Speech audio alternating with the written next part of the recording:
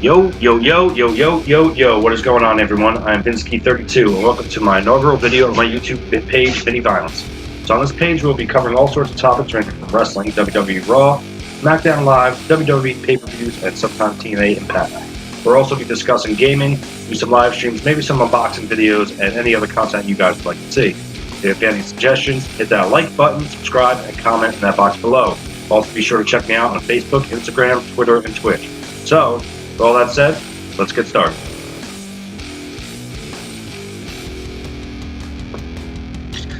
So this first video is going to deal with the WWE SmackDown Live exclusive 2017 Money in the Bank pay-per-view. Now, Money in the Bank might be one of the best pay-per-views that WWE puts out all year, behind WrestleMania and my all-time favorite, Royal Rumble. If you're not familiar with the format, aside from the regular matches that are featured on the program, the gimmick match is the Money in the Bank ladder match.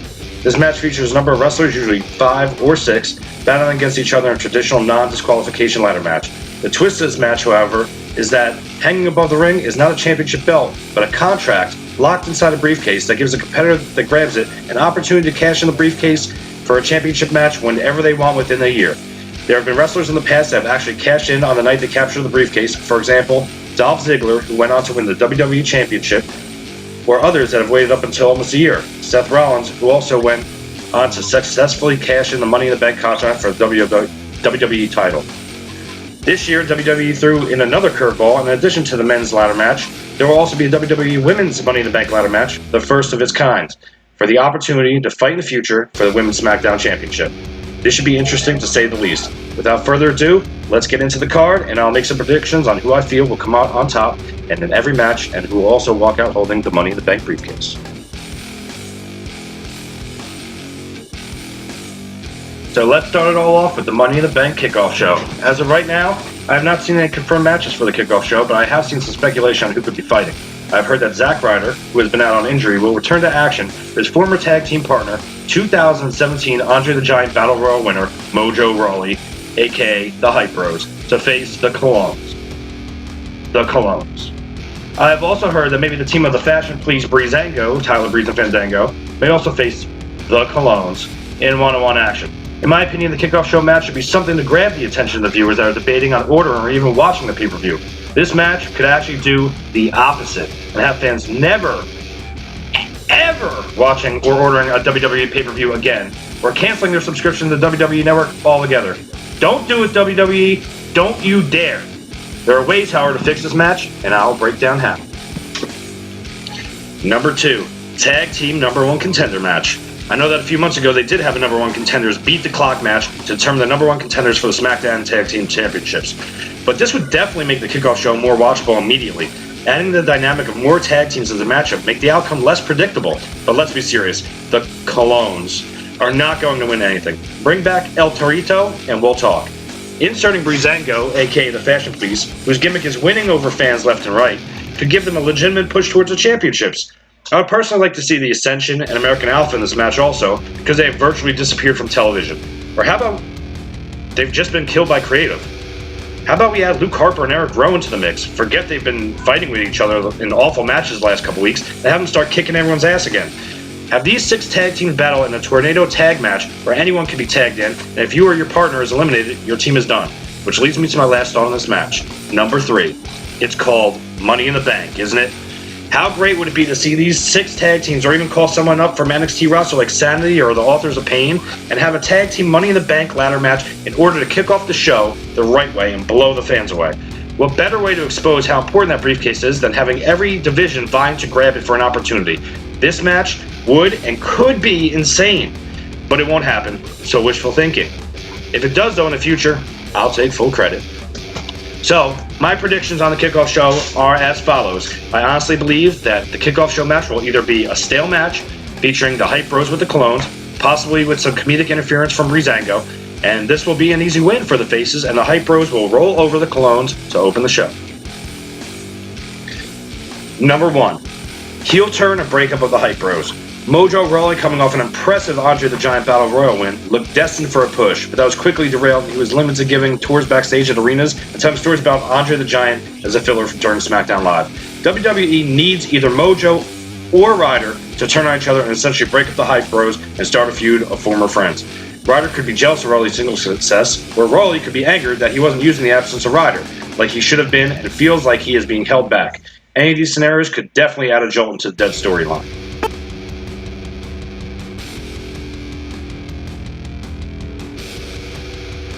Alright, so right now we're going to get into the main card in no specific order. Match number 1 that I'm going to be breaking down is a WWE Women's Title match. Naomi versus Lana. No, no, no, no, please God, no. Now I know that WWE and the WWE Universe are high on Lana and unpredictability that anyone can be champ Jinder Mahal. But this can't be serious. They can't even be considered real, is it? Now Lana is known for her atrocious Russian accent and being ravishing, but honestly, unless she's trained 24/7, I cannot see her being even close to Naomi's ring ability. She is a great valet and she is entertaining, but I'm not sold on her wrestling skills, let alone being able to fight for SmackDown's women's title in her first match. I feel bad for Naomi on this one. Not only has her gimmick faded faster than her neon extensions, she has to actually compete with Lana and make it look like Lana is a threat to the women's division. I hope I'm wrong about Lana in this one, but this spells Eva Marie all over again. I'm going to feel the glow on this one and go for Naomi picking up the victory after taking a beating from Lana to remain WWE SmackDown Women's Champion. It honestly hurts even to say that when it should be a 30-second squash match. Anyway, moving on. Prediction: Naomi hits the ass-to-face move for the pinfall.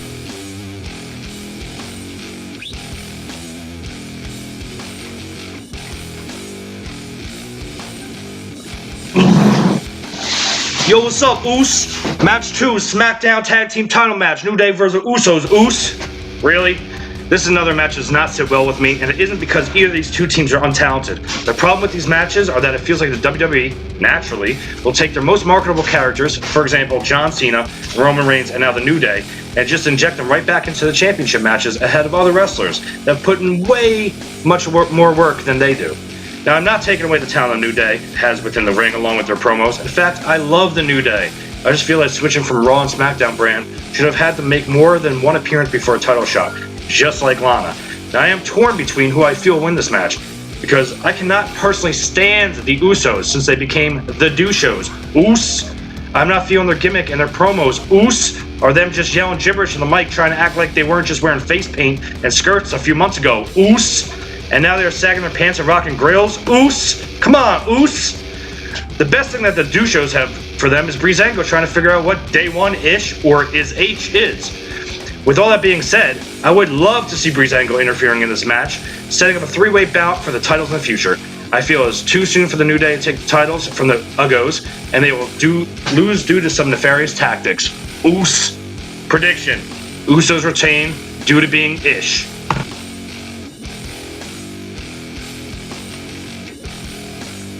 Alright, moving on. Match number 3, WWE Championship match. Randy Orton versus Jinder Mahal. Yep, Jinder Mahal is the WWE Champion. Oh my, this pay-per-view is just getting worse and worse by the minute, isn't it? Like I said before, I really hope I'm wrong, but this is shaping out to be a bore fest if I ever see one, pending the Money in the Bank matches. Okay, so this match will pin the Viper, Randy Orton, against Jinder Mahal, the modern-day Maharaja, in a rematch for the WWE Championship that Randy Orton lost at Backlash. So I really don't have much to say about this match, except it should never happen. I was just as shocked as everyone else when Jinder Mahal became the #1 contender for the belt, and even when he won the championship. Once again, WWE cares about marketing and not fans. Look up their deal with India. Jinder Mahal was pushed ahead of everyone on the roster, not because of this deal, and because he was their only Indian wrestler. It is a shame because I feel that Jinder could be decent, but he's not. Many speculate that he's been enhanced, #backme, in order to make his push to the main stage more believable since he's been a jobber his whole career. No, seriously, his whole career. The guy won 2 matches maybe in all in the past 3 years, and he is a WWE champion? Please. With all that said, I still hope that he remains champion because Randy Orton is almost as stale as they come as well. Between his awful promos during the Bray Wyatt feud and the same 2 moves he uses every match, I feel I can predict exactly how this thing will go down. The Singh brothers at ringside will get wrecked again by Randy Orton, and he'll hit an RKO out of nowhere. Some shenanigans occur, Mahal recovers, hits him with the Koloss. Really? Is that the best they can do? And he retains the title. The modern day Maharaja lives to fight another day. My prediction?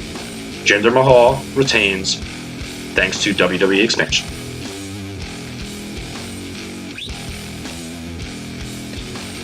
So now we're going to get to the fun stuff. The Money in the Bank ladder matches. Match number 4. Men's Money in the Bank ladder match. This match will feature 6 male superstars: AJ Styles, Sami Zayn, Dolph Ziggler, Baron Corbin, Kevin Owens, and Shinsuke Nakamura. And I'll run down why each one should or should not win the briefcase, and then give you my prediction of who will win and be the number 1 contender by the end of the evening. Number 1, AJ Styles. Why he will win. AJ Styles is the face that runs the place, the best superstar by far on the SmackDown roster, maybe even the WWE roster. AJ Styles can win the Money in the Bank ladder match because he is that damn good. After eluding the WWE for years, he finally made his debut last year and he delivered. AJ Styles winning the briefcase is a favorite if you want to have the most talented wrestler on your roster be the champion. AJ holding the briefcase and make his arrogance come out even more, teasing the opportunity after opportunity to cash it in until he finally does and wins the belt. Why he's going to lose. As good as AJ Styles is, he still has time to secure the WWE Championship without having to hold the Money in the Bank briefcase. His talent does not need to push like someone of the other competitors do. He is always a main eventer, and giving him the briefcase does nothing to add to that. Look for him to scuffle with Shinsuke Nakamura to set up an epic battle for SummerSlam. Next, Sami Zayn.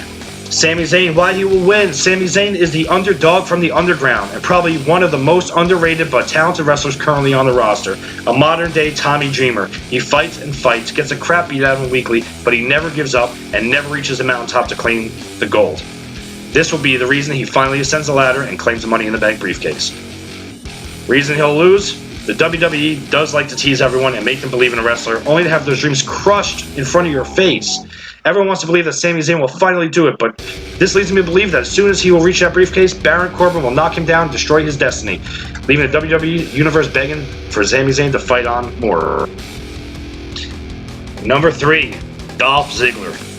This is the reason why Dolph Ziggler will win Money in the Bank. Dolph Ziggler, oh how I can't stand Dolph Ziggler. Not taking anything away from his performances and putting superstars over and sometimes too emotional and believable promos, but he just annoys me. I do feel bad for him though, because it seems like someone at WWE likes messing with this guy, thinking he will be a top star again, when that isn't likely due to an NXT talent that has virtually taken over. Anyway, I went off topic. As a previous Money in the Bank winner, Dolph Ziggler has the advantage over everyone in this match because he knows what kind of arduous matches can be. Dolph Ziggler can stick to heel tactics or lying in wait for the opportunity to quickly scale ladder victory.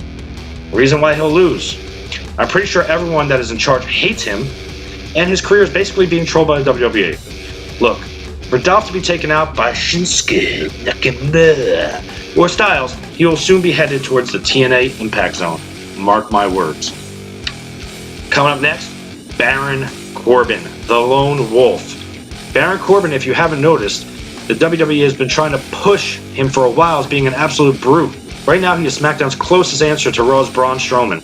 Baron Corbin is a loner who just destroys in order to personally succeed. He has no loyalties, and he can do whatever he wants and whoever he wants to take the number 1 contendership. Look for Corbin to ruin Sami Zayn's dreams and grab the briefcase. Why he will lose. The only reason Baron Corbin will lose at Money in the Bank is because of his obsession with Sami Zayn.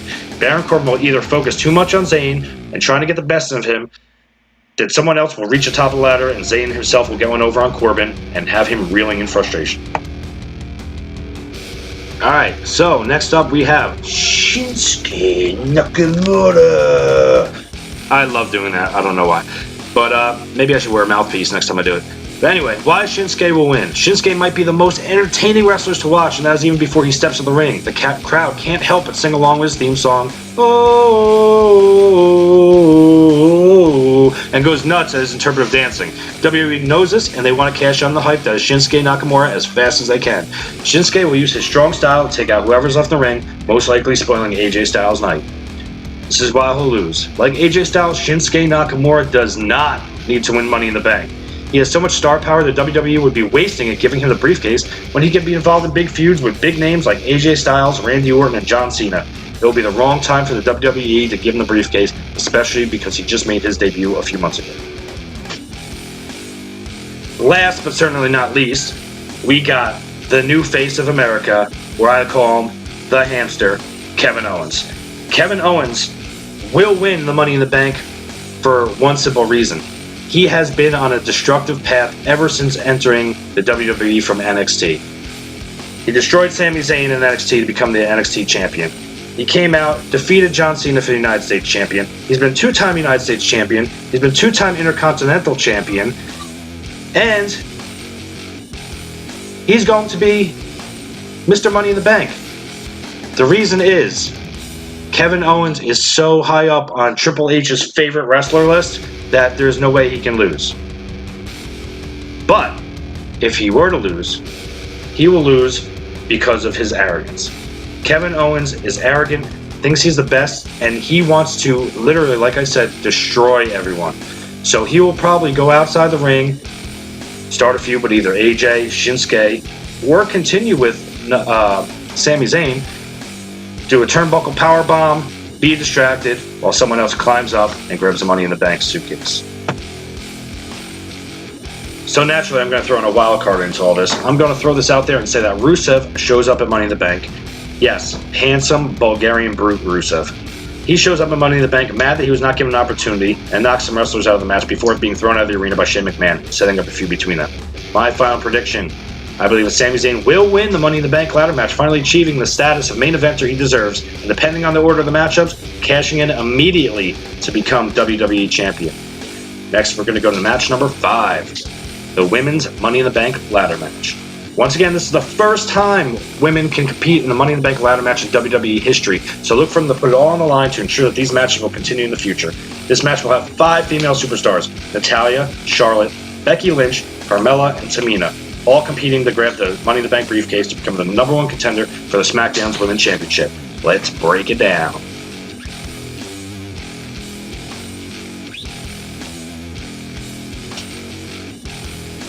Number 1, Natalya. Why she will win. Natalya, the Queen of Hearts, the self-proclaimed best there is, best there was, and best there ever will be, will have a solid chance of taking home the briefcase. She has the most experience of any of the women on the roster. She has been showcased as a lead heel of late on SmackDown Live. Natalya will benefit greatly, especially in her heel role, by claiming the Money in the Bank contract. I'm seeing her use an alliance with Carmella and Tamina to help her secure it. Reason why she'll lose: because she's Natalya. Honestly, everything and every opportunity she has had to become women's champ has ended in absolute failure. She is a good heel, but absolutely terrible at delivering promos, like the time she was quoting pop songs.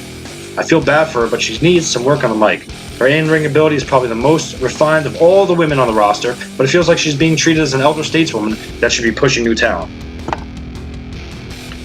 Next up, we have Charlotte. Charlotte will win Money in the Bank. For the same reason she will win is the same reason Natalya will lose: because she's Charlotte. The WWE is so high on Charlotte, I honestly don't even see why. Sure, she's a risk taker and a decent enough wrestler, and her matches with Sasha Banks were pretty good. But another one with terrible promos, another female wrestler that's gimmick is riding off the coattails of their Hall of Fame family member. Charlotte is a 3-time Women's Raw Women's Champion, and her winning the briefcase will allow her to head towards breaking her own father's record in no time. Why she'll lose? I'll keep this simple. She will lose basically because she does not need to win the Money in the Bank contract. She, like AJ Styles and Shinsuke Nakamura, are good enough and popular enough that titles opportunities will be thrown at them left and right. I foresee Charlotte turning into a complete heel after this match and having the contract slip through her hands. Which brings me to the next person. Fabulous, or I don't know how to spell fabulous, but we go into Carmella. The Princess of Staten Island has become a great heel since joining the main roster and being able to create her own character. As much as I miss her with Enzo and Big Cass, she has come to her own and become a much better wrestler in the process. Aside from No Chin Ellsworth, Carmella is destined to hold the championship belt in the near future. Carmella will turn on both of her Welcoming Committee stablemates and possibly Ellsworth in order to become the first Miss Money in the Bank. Why she'll lose? This should be the reason everyone will lose this match, but I'll just say it here: Charlotte Flair. Like I said before, the WWE is all about protecting who they feel should be champion. Carmella will not lose because she's not good enough. She'll lose because her last name is not Flair. Coming up next, we got Becky Lynch, and while she'll win, the last kicker will come out with straight fire during Money in the Bank for the chance to head back to the top of SmackDown Women's Division. Becky Lynch, who is a fan favorite, somewhat of an underdog herself, will turn on everyone in this ladder match and become Miss Money in the Bank to a chorus of boos from the crowd. Mark my words. A heel turn essential for Becky Lynch because she has been faced since her arrival on the main roster, and her being bad plus having the contract could spell bad news for her female counterparts. expect Lynch to be ruthless after her victory. Reason why she'll lose. Becky Lynch is the one everyone in the crowd is rooting for to win, and that's exactly why she won't. Barring a heel turn that would surprise most, the WWE is very good at not giving the fans what they want, and once again will rely on Charlotte to take Lynch out and grab the contract. Lynch will be once again the female version of Sami Zayn, close but not good enough. Alright, finally we have Tamina. Why she'll win. Tamina Snuka honestly was one of my favorite a few years ago. She was intimidating, a great athlete, a mysterious figure due to her not being very verbal. Tamina has a dark horse chance of winning, but I believe that she may win for the very reason it would be the Jinder Mahal of the women's division. No one's expecting it. Honestly, no one is expecting her to win, but since the WWE loves Samoans, I can see her achieving the briefcase, and honestly, I would embrace it. Why she'll lose? Charlotte Flair, and the fact that she is very injury prone. Poor Tamina can't stay healthy, and when she does, she is reduced to being a bodyguard for a more notable female. Tamina will climb the ladder, do a Snuka splash, and knock herself out of the match. Got a wild card for you in this one too. A great twist would be to have a sixth competitor that no one is expecting to show up come enter the match. This would be a great time to either bring back Nikki Bella, Summer Rae, or Paige. Imagine what kind of match it would be if Bella or Paige entered. The crowd would go crazy. I don't think it'll happen, but you never know. Here's my final prediction. Carmella scares the ladder after interference from Ellsworth, grabs a briefcase to the disbelief of the rest of the women's roster and the crowd to become the first Miss Money in the Bank of 2017. So my final thoughts for everybody is that I hope you guys enjoyed my predictions of the 2017 Money in the Bank pay-per-view, and I hope you all like, comment, and subscribe to my channel. Let me know what you think, and let's see how many of these predictions come true. This is Vinsky32. I have Vinny Violence. See ya!